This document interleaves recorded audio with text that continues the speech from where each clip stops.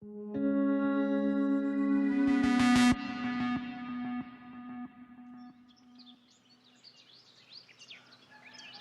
36-year-old M. Radha, it was a day like any other. Her husband lay fast asleep after returning from his coolie or daily wage labor work the previous night.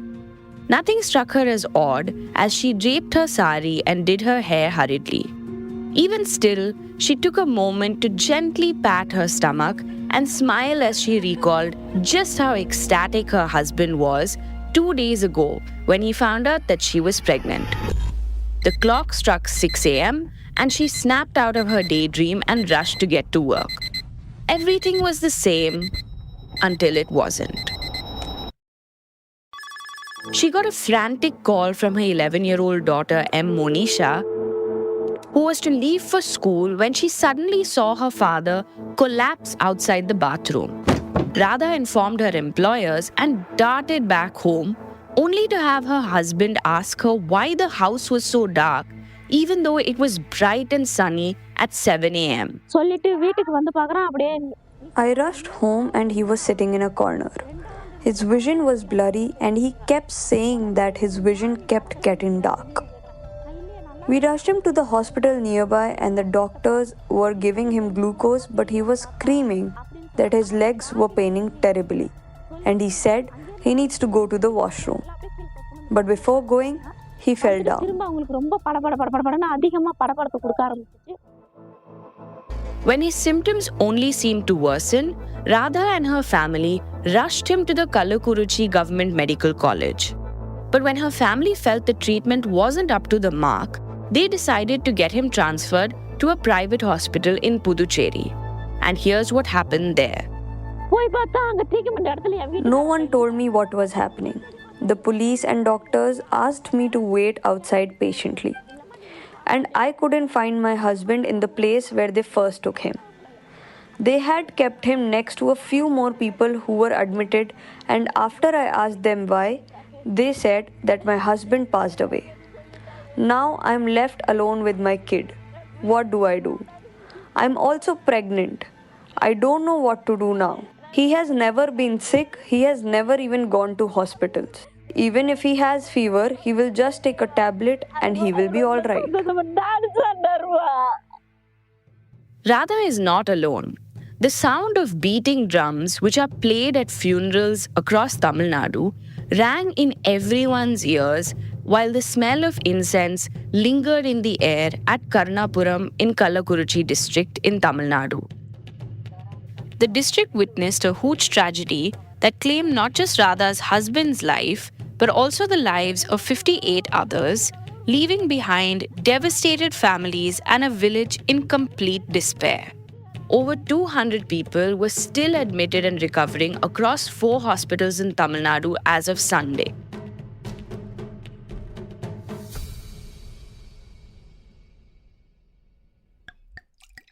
Drinking arak is something that is common in the agricultural district of Kalakuruchi, especially among those who are daily wage laborers who largely inhabit Karunapuram.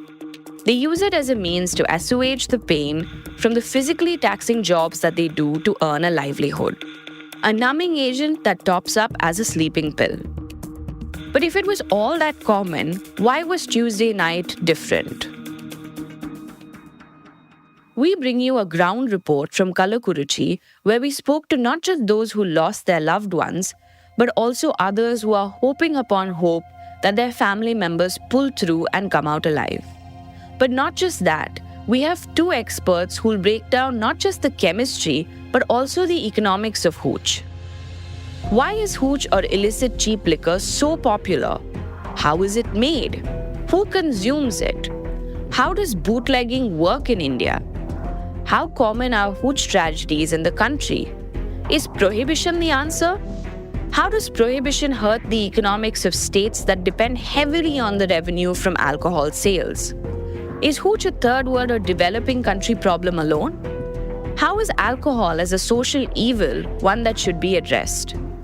We find out all this and much more in the first of a 2-part series on the dark side of liquor in India. It's Tuesday, June 25th. I'm your host, Diya Rekhi, and you are listening to Lethal Liquor, How Moonshine Devastated Kalakuruchi, only on the morning brief from the Economic Times.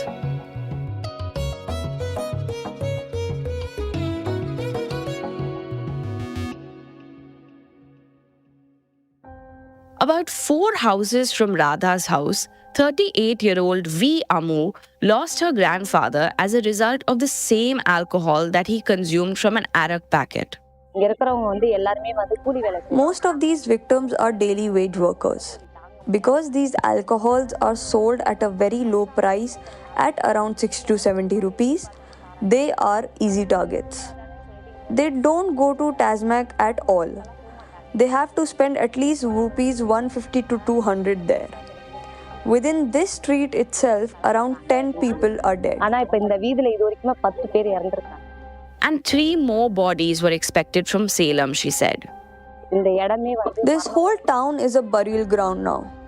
We have heard about these incidents in news, TV and everything, but this is the first time we are witnessing this ourselves. We are not able to digest.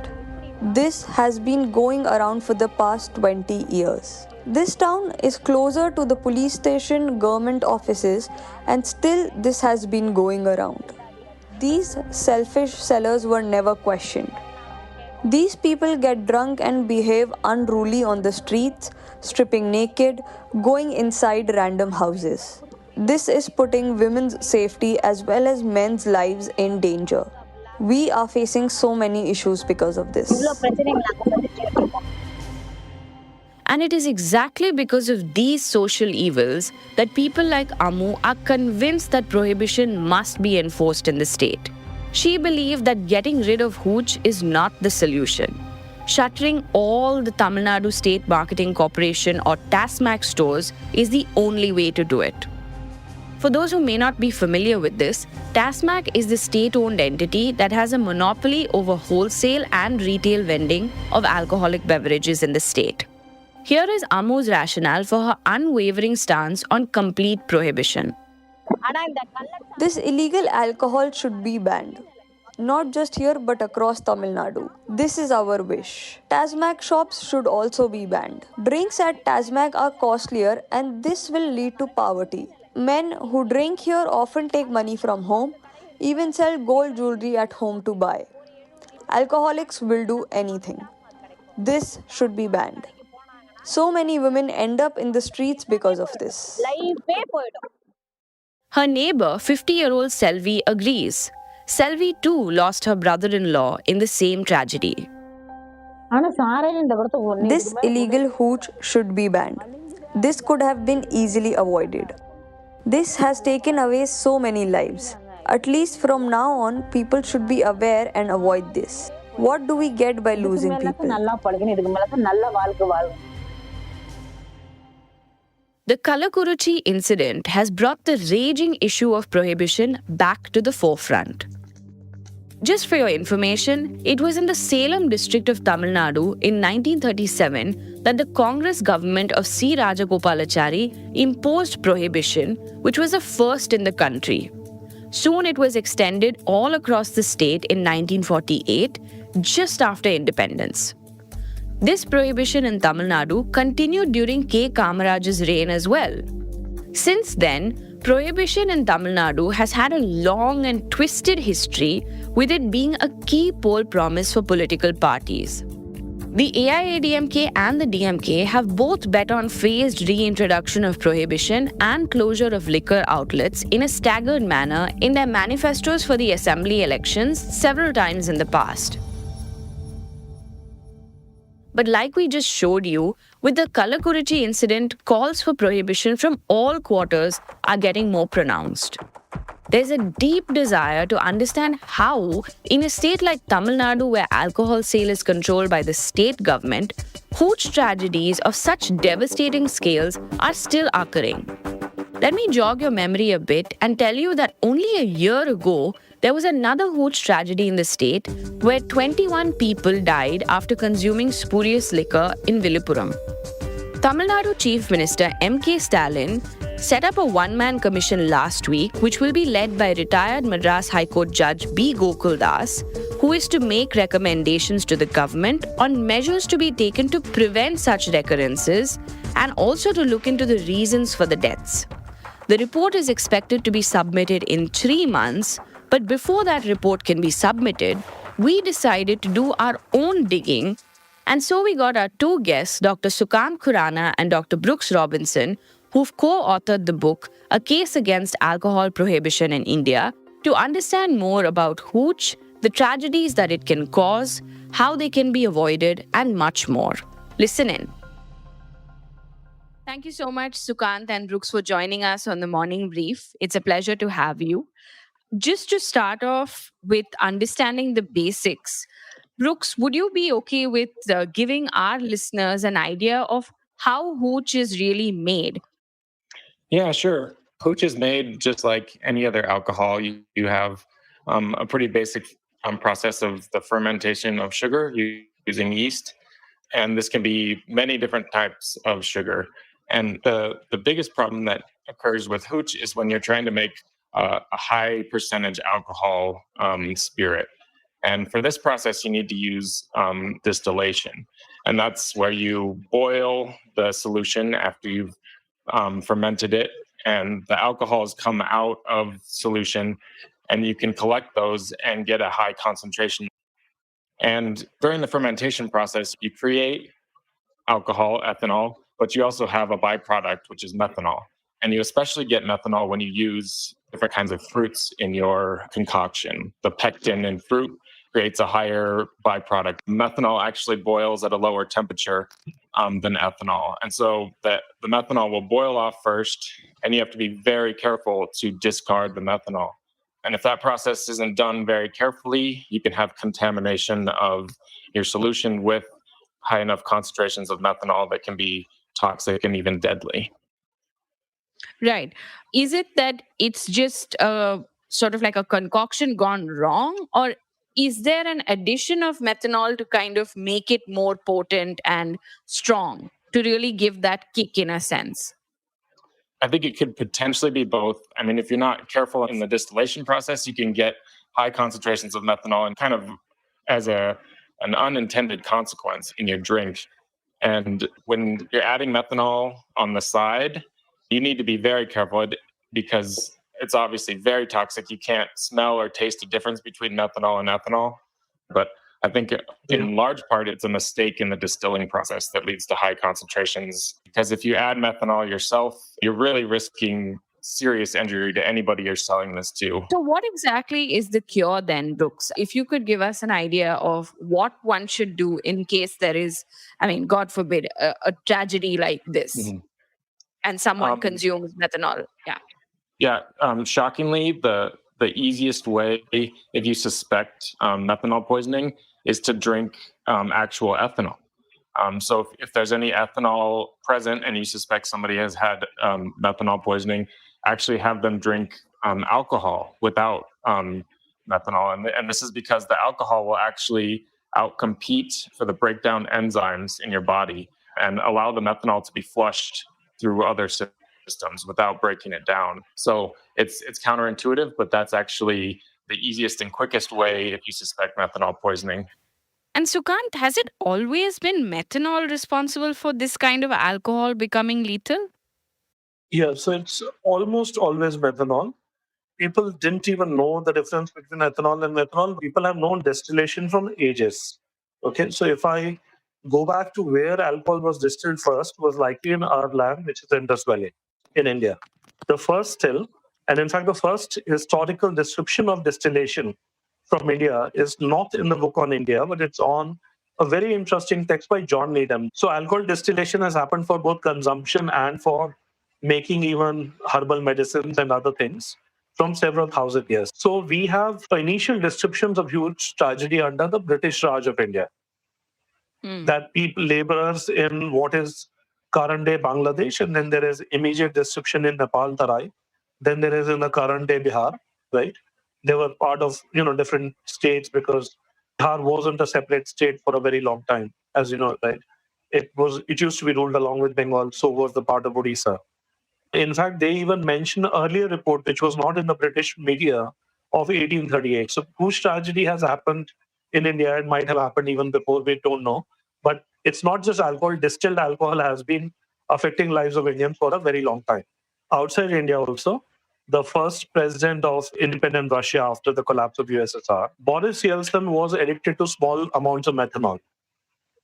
He was told over and over again by doctors not to consume methanol, but he intentionally added small amount of methanol.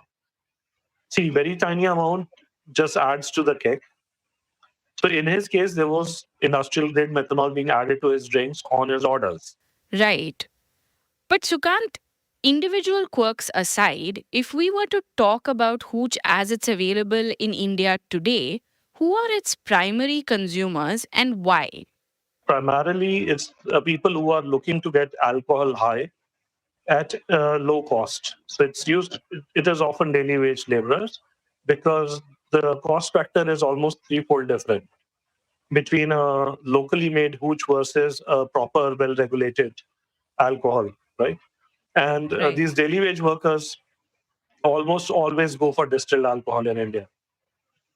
They're just looking Right. for how much alcohol can they get for 20, 30 rupees that they want to spend instead of spending 100 rupees, 200 rupees, or 500 rupees. See, both methanol and ethanol are around 40 rupees a liter, which is half a dollar a liter. They Hmm. can distill it at almost half the cost. So they can make hooch at 20 rupees a liter, and that's what they're doing. They're not actually adding. Right. So So you it's just wouldn't say distillation that gone bad. sure. But when we talk about this industry, Sukant, can you give me an idea of how big the hooch industry really is in India and maybe even an idea of how much of it is consumed in the country? It's actually very big. The thing is, when you call something hooch, it's often when things go bad. But it's not in a super organized manner. So you might know that in India, you're legally not allowed to distill alcohol at home. It's punishable by prison sentence. That's never enforced, but that's the law of the land. The crackdowns have always been temporary. The amount of alcohol being consumed in form of hooch, it is actually almost 30 to 50% of alcohol consumed is the country liquor. Secondly, a lot of people who are making hooch, they are not even registered. It's not like they have a GST number. It's a highly Correct. disorganized sector. It's a local sector. So it's also not contributing to economy. Got it. Like you mentioned, India is no stranger to hooch deaths. But I wanted you to give our listeners an idea, Sukant, of how common is this and some numbers on whether this is an India specific phenomenon or it's something that happens in quote unquote third world countries alone, or is it across the board? Okay, so there have been even in developed worlds occasional things. In second world or places like Eastern Europe and Russia, there have been frequent incidences, not as common as the more developing world, right? Right. But places where there is alcohol addiction, insane alcohol addiction, like Russia, Poland, and all, where people want cheap alcohol from potato, like the way they make vodka, there have been methanol poisoning in the process of making vodka and similar drinks. So it's not Right. India specific. There have been occasional deaths in South America also because of distillation. In US also, but it's very rare. It's no longer a common thing. But there have been cases where people have tried to distill alcohol at home and died, but it's been at a smaller scale, not at a large commercial scale. In some countries of Africa, there have been frequent deaths. And in fact, whose tragedies are not uncommon in Muslim world. Whose deaths, the biggest deaths have happened in Bangladesh. There have been some tragedies even in Southeast Asia, In all the way to Pakistan as Indonesia. well. Yeah, Pakistan also, there have been few huge tragedies. So, what really has led to this massive proliferation in India then? Is it because the state machinery is lax or is it something else? State machinery is laxed. I mean, in fact, there have been huge tragedies in Bengal. There are state machineries being laxed in Bihar. It has happened 3 times in Tamil Nadu since 10 years back. State machinery is lacked not in terms of the chemical part, but the fact is, see, bootlegging can only happen when you have muscle. Local politicians are involved and there's a lot of bribe involved. It's a disorganized sector. So in a disorganized sector, it's strong men, right? who are letting this happen. So police is turning a blind eye. What was ironic about this was that Tamil Nadu is a state where liquor is state controlled. Isn't state control supposed to avert these kinds of tragedies? Why is this happening despite state control? Obviously, it's not well controlled, right? See, any state of India, the challenge is not the desire of the state government. By and large, the state government, whosoever is the chief minister, doesn't matter their ideology, they want alcohol to go through state shops.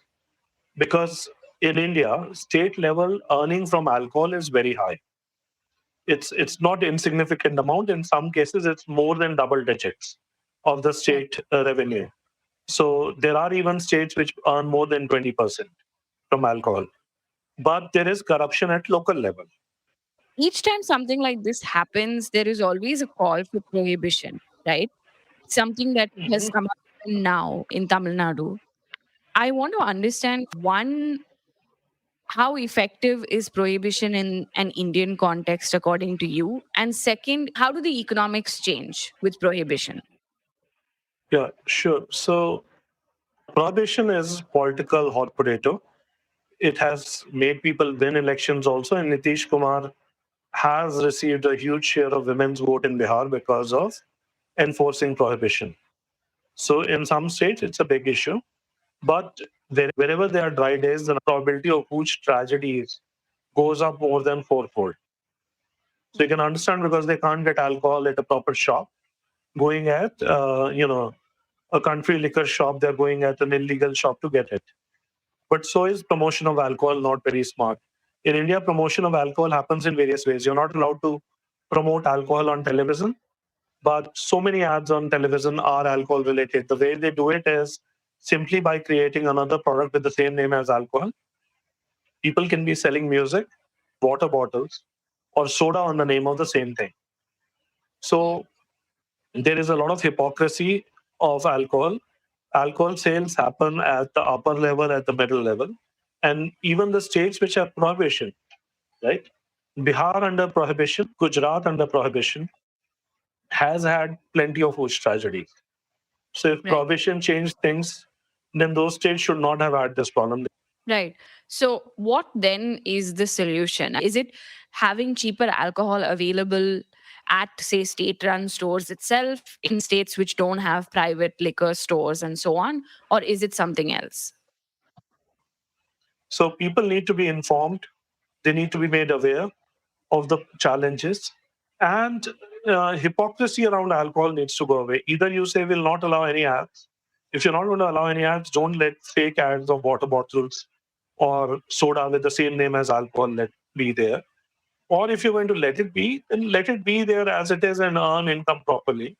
Better law enforcement. So if there is alcohol anywhere, ensuring that it's being sold through like government approved stores, and actually genuinely having cheaper alcohol but rationing.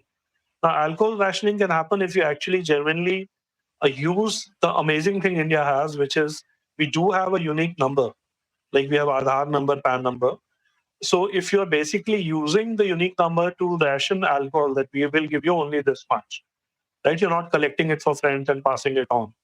So making it more regulated, there can be some strategies, and also strategies should not be rolled out as election promises, should be rolled out in small states, small regions, and seen if there is a success. It's an optimization challenge. Alcohol is not a black and white challenge. Alcohol is not a moral challenge that we close alcohol and alcoholism will get over. It will not get over.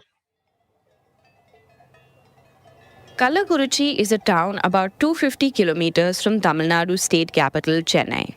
It is flanked by the Kalvarayan Hills, which is situated in the eastern Ghats and is known for its picturesque waterfalls and pristine vegetation. But alongside all of this beauty, residents claim that the killer moonshine is also generally brewed here and supplied to various parts of Kallakurichi district. The huge tragedy that has rocked the state is the worst such instance in recent times, and it points to a larger issue of the state machinery being lax. It also puts the spotlight on corruption and how these bootlegging businesses thrive only when local police and politicians are complicit. And this is not to say that this is a Tamil Nadu specific problem. We've addressed the fact that this is not restricted to a particular geography or topography, but rather is one that affects our people just as much in numerous other states too. It is so delicately tied to our social fabric and isn't as simple to get rid of. It's a problem that blanket prohibition won't solve, but one whose potential to create havoc is so high that it can't be treated lightly either. As per some reports, one measure that seemed to have controlled deaths due to hooch was selling low-cost liquor through TASMAC in 2002. But even suggesting this makes Ammu's words haunt me, where she said that if her family members begin going to TASMAC, they would not think twice to sell all their jewelry and money for that one fix. I guess the key is to genuinely make low-cost liquor, something that's cheap but not unsafe. As a society, it's also important we recognize the ills that come with drinking and educate people to drink responsibly. Is there a simple cookie-cutter solution to this problem? I don't think so. Is politicizing it going to help? Probably not. But holding governments accountable and questioning how this happened is necessary. Political parties know that prohibition is a topic that people feel very strongly about, and they milk it every time by talking about prohibition in their manifestos. But let's not forget that alcohol is a cash cow for so many states, so complete prohibition simply by virtue of that isn't going to happen. No state would want to put a stop to something that fills its coffers, right? So it's probably more necessary to provide practical solutions that could involve counseling, de-addiction, and rehab facilities that could help those who are addicts. Equally important would be to wean people off hooch by highlighting the risks that come with consuming spurious alcohol. If you're someone who is suffering from alcohol or drug dependence, please reach out to the National Drug De-Addiction Helpline on 1-800-11-0031. Thank you, Sukant and Brooks. That's all for today. I'm your host, Diya Rekhi, and you were listening to Lethal Liquor, How Moonshine Devastated Kalakuruchi, only on The Morning Brief from The Economic Times. Next week, my colleague Anirban Chaudhary brings you another horror story from Madhya Pradesh of the inhuman conditions in which many children were made to work in the liquor distillery of a BSE-listed company for years, and also the story of how they were finally rescued. This episode was produced by Neil Ghai, sound editor Rajas Nayak, executive producers Anirban Chaudhary and Arijit Burman. The Morning Brief drops every Tuesday, Wednesday, Thursday and Friday. Do tune in to ET Play for all audio content, including The Morning Brief. You can listen to our podcast on all major streaming platforms. Thank you for listening and have a great day ahead. All external sound clips used in this episode belong to their respective owners. Credits are mentioned in the description.